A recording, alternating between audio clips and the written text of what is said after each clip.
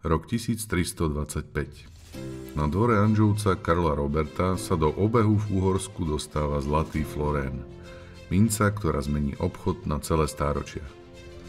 O 7 storočí neskôr tento príbeh pripomína súbor slovenských euromincí 2025. V balení nájdete všetkých 8 nominálov od 1 centu po 2 eurá v bežnej kvalite.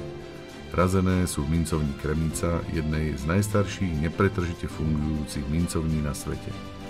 Jej história siaha až do roku 1328. To nie je len tradícia, ale aj záruka presnosti a kvality razby. Zaujímavosťou tejto edície je limitovaný náklad 3600 kusov a emisia v auguste 2025. Ak zbierate celé ročníky, poteší aj informácia, že k štandardnej verzii existuje aj reprezentatívna razba v proof kvalite uschovaná v drevenej kazete. Výber ponecháva priestor na budovanie série podľa štýlu zbierky. Súbor Euromincí 2025 je tak spojenie dnešnej meny s legendou stredovekého zlata. Nunofi. Radosť z objavovania.